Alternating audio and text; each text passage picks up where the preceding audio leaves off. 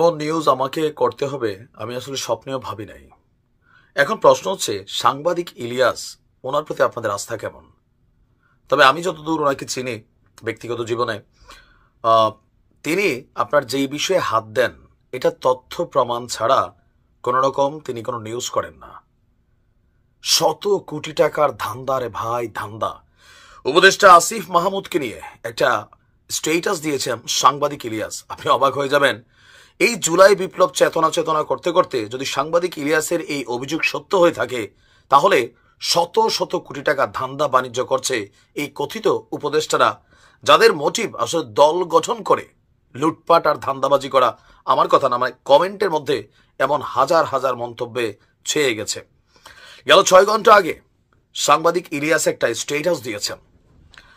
আসিফ নজরুলের চেলা আসিফ মাহমুদ ছাত্র উপদেষ্টা শত কোটি টাকা মারার প্রজেক্ট নীরবে চলছে, এবং তিনি স্পেসিফিকলি এখানে একদম সবকিছু উল্লেখ করেছেন।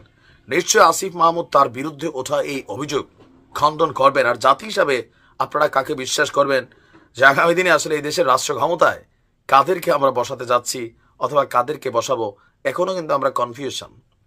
কে লিখেছেন তিনি? একটি বাসায় বসে ঢাকা উত্তরের 129টি ওয়ার্ড স্থানীয় প্রশাসকের ইন্টারভিউ নিচ্ছেন নাগরিক পার্টির যুগ্ম সদস্য সচিব আলাউদ্দিন মোহাম্মদ।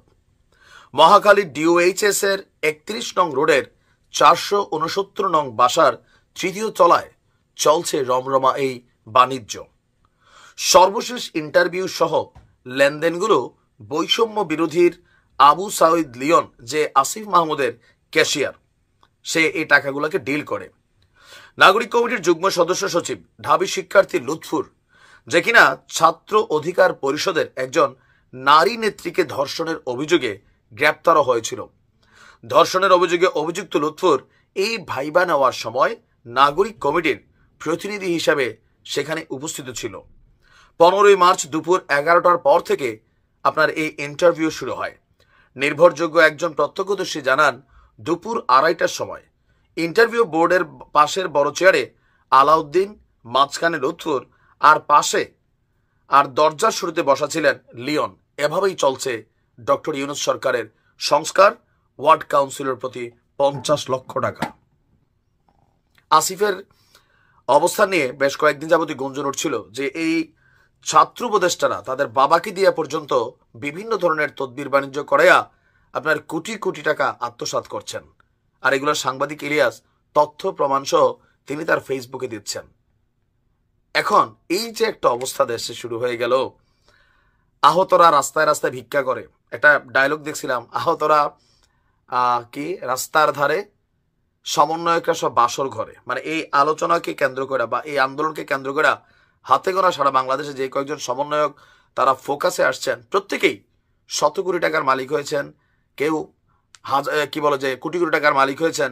এরকম অনেক অভিযোগ তাদের বিরুদ্ধে সাংবাদিক ইলিয়াস থেকে শুরু করে বিভিন্ন মহল থেকে কিন্তু আসলে এই অভিযোগগুলো উঠছে।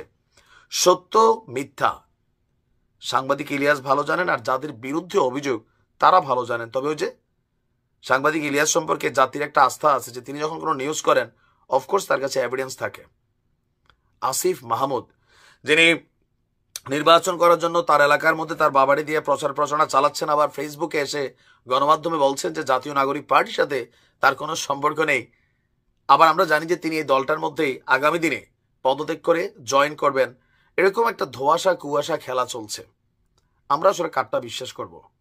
অতি শীঘ্রই আসিফ মাহমুদ তার অবস্থান পরিষ্কার করবে যে শত কোটি টাকার এই অভিযোগ আসলে কতটুকু সত্য। অপেক্ষায় রইলাম।